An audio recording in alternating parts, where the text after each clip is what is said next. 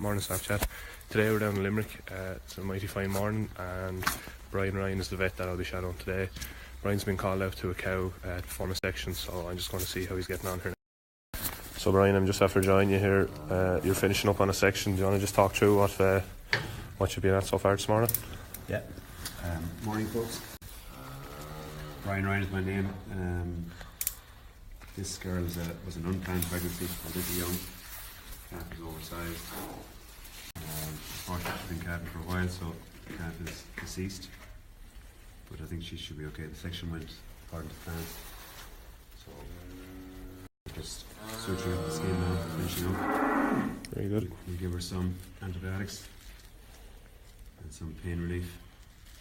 She should be okay.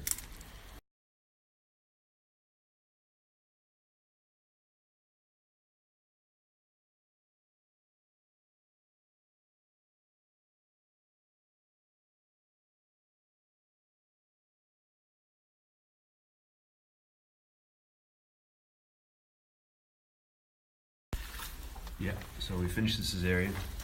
We're just giving her some anti-inflammatories and antibiotics. So there's a history here of cryptosporidium on this farm. It's a very common cause of scour in this area. And the farmer here has been using preventative measures, which is a drug called Mulcair, which he gives to all the calves. We were just debating this morning whether it's possible that the Mulcair, with the recent weather conditions, might have been slightly impaired by the frost. Okay, temperature's not so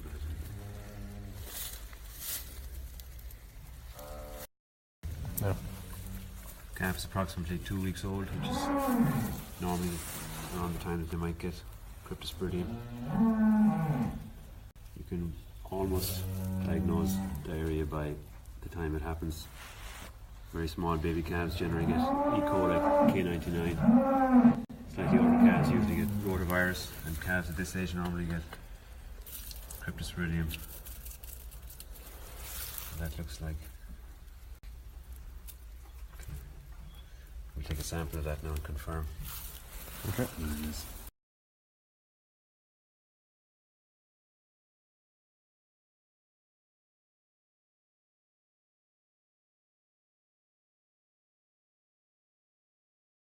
Biosecurity is becoming more and more important on farms. It's very important that we certainly don't transmit organisms from one farm to another.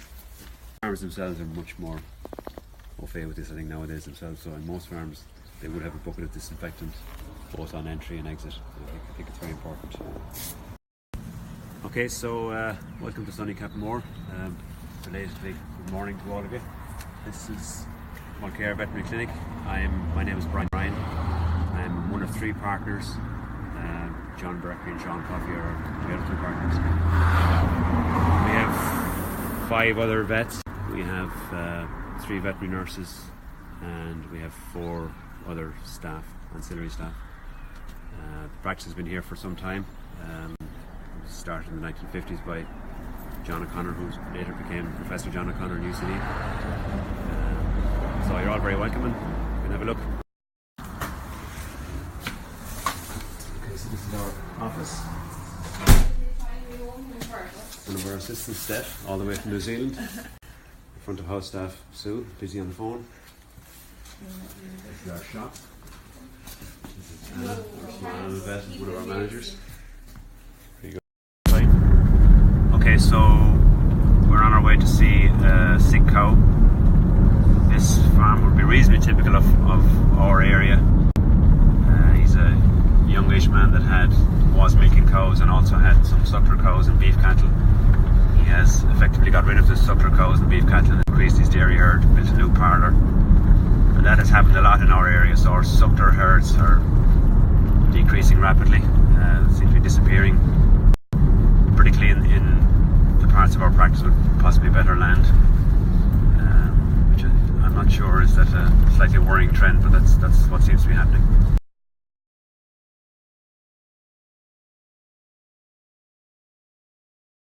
This cow has mastitis. we call E. coli mastitis, coliform mastitis. She's quite sick, she's quite febrile, her heart is quite swollen. So we're going to give her some fluids and we're going to treat her with some anti-inflammatories and some antibiotics. So probably one of the most common calls we get in springtime is to cows with what we refer to as E. coli mastitis. E. coli is a bacteria that lives in the environment. Cows are under a lot of stress post-calving. It's been a particularly stressful time for cows for the last few weeks. The weather's been very harsh. In some cases fodder's been quite scarce. They really are, their immune system's at a low ebb and they're very prone to picking up these type of infections. They become quite sick, and fluid therapy is nearly as important as medical therapy. So in this case we're going to pump her with some fluids and she should be okay. We give up some fluids to try and keep her hydrated and get a little stimulant to try and get back her appetite as well.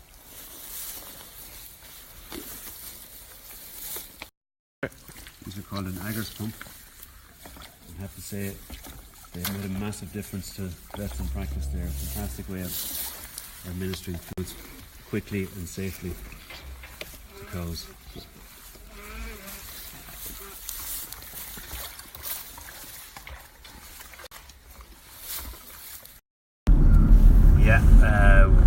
The last cow we saw was a cow with E. coli mastitis, and I think the next call is probably very similar. It's probably one of the more common calls we do in the springtime. Usually a lot of the guys that get cows with E. coli mastitis are guys that are actually good farmers that have low cell counts. So by definition, if they have a low cell count, they have low resistance locally. I know it's a good thing to have a low cell count, but sometimes they get a higher incidence of E. coli mastitis than other farmers with higher cell counts. We're heading into, we're still in East Limerick, we're very close to the Limerick-Tip border. This is some of the better land that's in our area, more of our dairying practices, and up ahead of us is Galtee Mountains, looking particularly pretty today, covered in snow, like being heading towards the Alps. The land in this part in our areas is heading into some of our better land, but we're at least 3 weeks behind where we should be in grass growth, and it's where some of the farmers are getting into slightly desperate situations at the moment fodder wise. The farmers that have grazed ground, there's no grass regrowing, the soil temperatures are too low, and most of the barns are pretty empty of fodder at the moment. So this cow has a retained afterbirth after a difficult calving. She calved 4 to 5, 6 days. 6 days ago. So historically we used to try and manually remove these, but nowadays we tend to leave them and treat them medically, and they pass them in their own time. So we get some medication for her and she should be fine.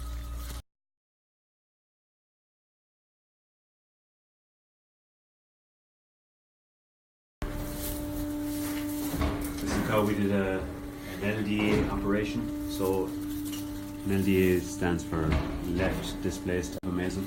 So normally the apomazum lives, it's one of the stomachs of the cow, it's the fourth stomach of the cow, and it normally sits on the floor of the abdomen on this side, on the right hand side, and occasionally it gets displaced over to the left hand side.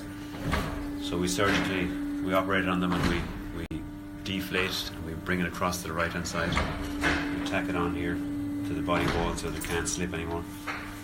It's quite a common occurrence in springtime. It occurs normally when just nutritionally the diet is wrong, there's not enough fibre in the diet. Recently we've had a lot of them, and I think it's because guys are short of fodder and they're feeding more nuts to cows, so cow goes from a transition cow diet prior to calving where she's... So Brian, you were just talking about the diet. Yeah, so LDAs or any displaced stomachs generally occur when the balance of the diet is not correct between fibre and concentrates. And recently we seem to have had more than usual, and I think it's because farmers are feeding more nuts because grass is scarce and silage is scarce. so there's a lack of roughage in the diet, and it can lead to these problems. Perfect. Yeah, there you go, yeah. Okay, this heifer has damaged her teeth, injured a week ago. She now has mastitis. The teeth end is damaged unrepairably, so we're going to try and open up the teeth end and release the mastitis.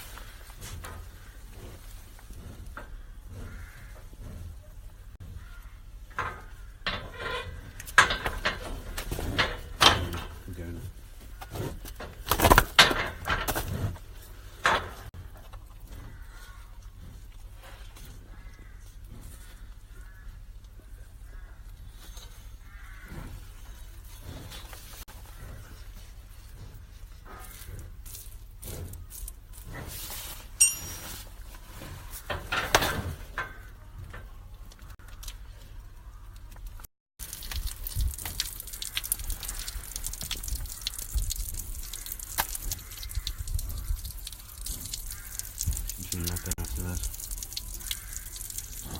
She's sick with that, Chris. What? She's sick with that. Okay, so we're heading towards the other side of the practice now, where the land is higher, more marginal for sucklers. Went to a small suckler farmer with a lame bullock. This type of farmer is unfortunately dying out in our neck of the woods. There are more and more planting, more forestry. And as these guys decline, there seems to be very poor succession. There are no young men to take on their farm, so most of them are being planted. There are a lot more wind turbines on these hills now than cattle at the moment. That's the way we're heading. Okay. This heifer has injured this lateral digit. She fractured it on the slats. She obviously got the toe stuck in the slats. You can feel that it's separated here. So we're going to inject her today, which will bring down some of the swelling, and I'll come back in 48 hours and they'll remove that digit, put a bandage on over it, and she'll do quite well on one digit. So now we're near Doon in Limerick, surrounded by hills and wind turbines, very marginal land. Just speaking to that last farmer there, we asked him when does he normally let his cattle out, and he said never before the 20th of April. So it's a different world. He is budgeted to have fodder until the 20th of April, so the recent bad weather doesn't really impact him that much. The guys in our area suffering most fodder crisis are people that normally have their cows out the 1st of February. Not these guys. So Brian, I met you kind of late this morning. You were out on a call, so on your typical morning, what time would you start? Or? So yeah, obviously it varies. So if you're on duty the night before, you obviously can start anytime. The two chaps that were actually on last night were out long before I was this morning now. But I generally train. I generally get up at 7. I'm generally ready to rock at 8 in case the guys that are working the night before, in case it's busy in the morning. And we then schedule routine work kind of from 9 o'clock on. So okay. Today, because yesterday was a bank holiday, we don't test on a bank holiday, so there's quite a bit of TB testing, routine work, which, being honest about it, is the lifeblood of country veterinary practice. It's what pays the bills, and so two of the assistants are actually TB testing today now, full days. Very good. So we're just back from lunch, Brian, and we're on our first call. Where are we? So this is a dairy farm, cow calving. That's as much as I know. That's it. Very good.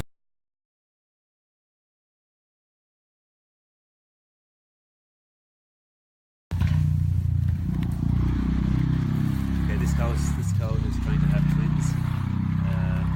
With 2 front legs and a back leg presented in the pelvis. The head is reflected backwards. So I have straightened the head, push back the back leg, and then try and deliver the first calf now.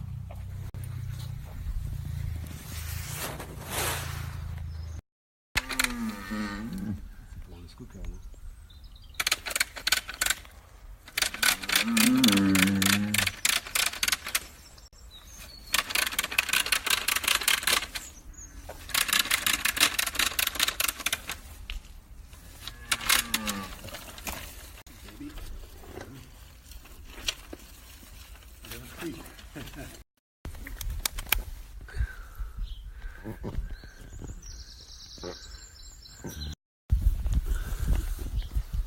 Yeah, these guys picked a good day to arrive in Capmore. The sun's shining. It hasn't been like that recently. So they'll be well looked after now. Mammy will look after them. Very good.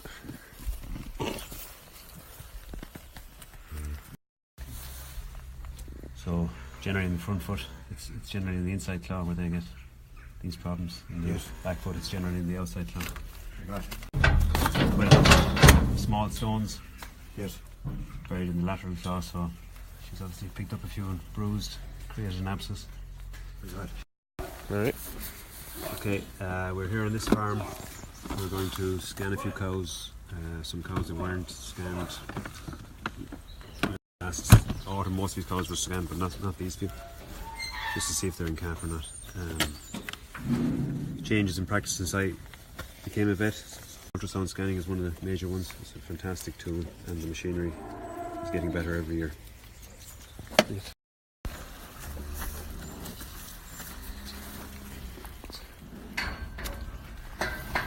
These girls are actually heavily pregnant. This girl will calve within a month as well. I'm shaking hands with the calf, literally. So she'll calve within a month as well there. Fine, okay. I know. So I mentioned we were talking about scanning there a while ago. Scanning is a huge part of the practice now. We do a significant amount of it.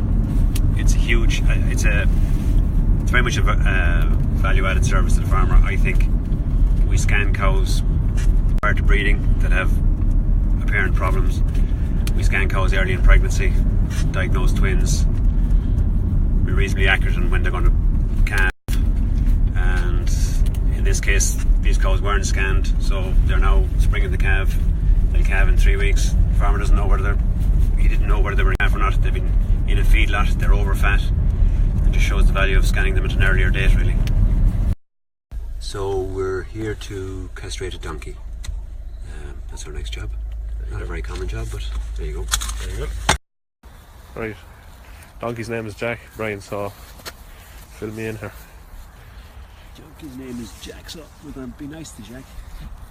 So Jack would initially have got a sedative and then an anaesthetic.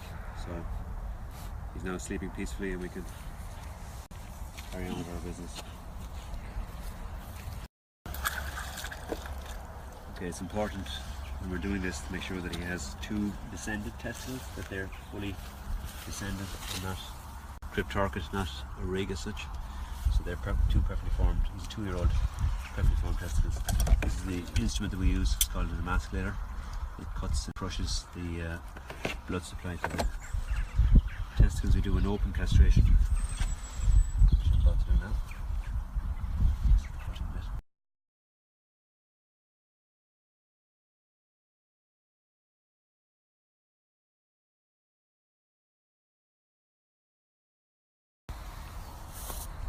Jack is a little sleepy, but he'll be fine. It's an open castration. We remove both testicles and they drain afterwards, so they have to be left out. There's an open wound. We give them prophylactic antibiotic, pain relief, and an anti-tetanus, prevent tetanus. So it's been on medication for a couple of days to reduce swelling and reduce infection, and we hope to remove the claw here now shortly. Okay, so as often happens in this job, slight change of plan. We've been diverted from the digital amputation. We have to go to see a heifer calf. So that's next.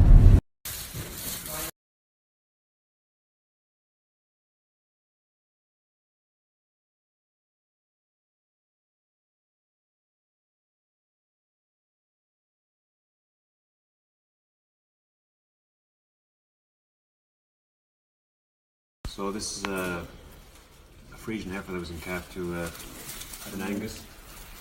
It's probably the most common cesarean we do is probably Frisian heifers in calf to Angus. And it's not really the calf's fault, it's really the heifer's fault. They're just slightly oversized. But also she was by Yeah, so the heifer herself was by 6 semen easy calving Frisian. So she was, the heifer herself was by an easy calf. that By definition she has a narrow pelvis herself. it didn't help the situation. Yeah, very good. Calf's alive and well anyway. Yeah.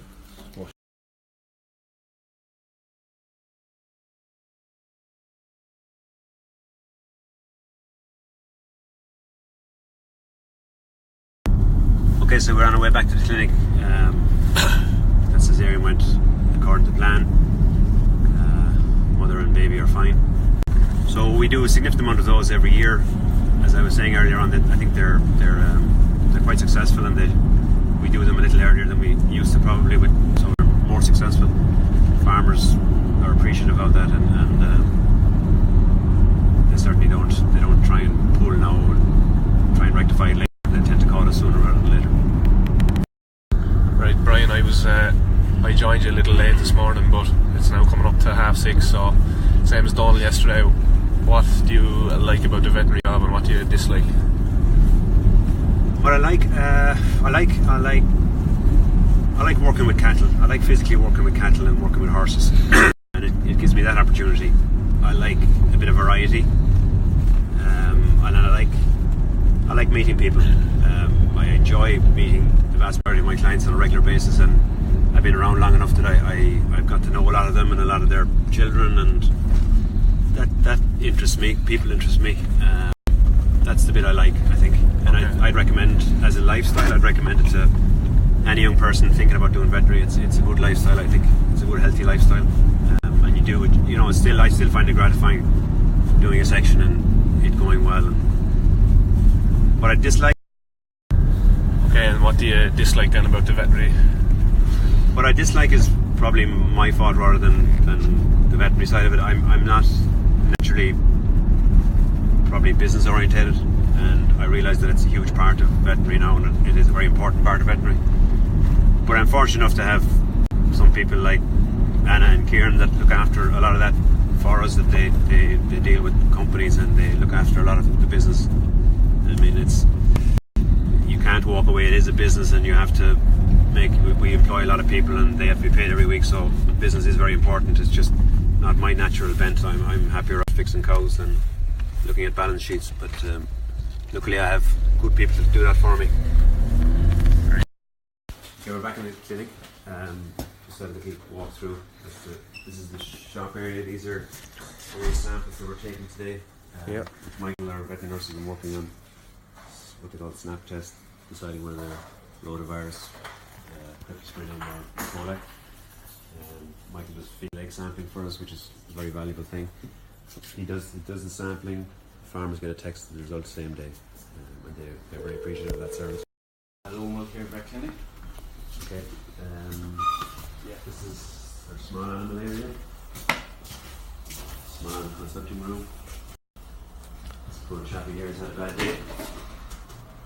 He's had a bad fracture, as you can see, to be fixed. And we'll do our thing for external fixation tomorrow probably. And we'll walk down this way. Very good. Operating X-ray room. Cameras down here. Poor chap is laid up his own.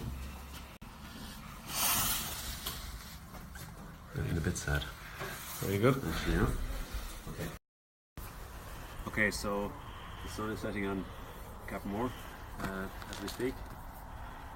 Jack's heading for Dublin, so it's been an interesting day, and I'd like to thank MSD and That's Farming for having us, and I must say I've enjoyed it thoroughly. I've enjoyed Jack's company. It's been interesting. It's a first for me. I'm not sure would I rush into it again, but there you go.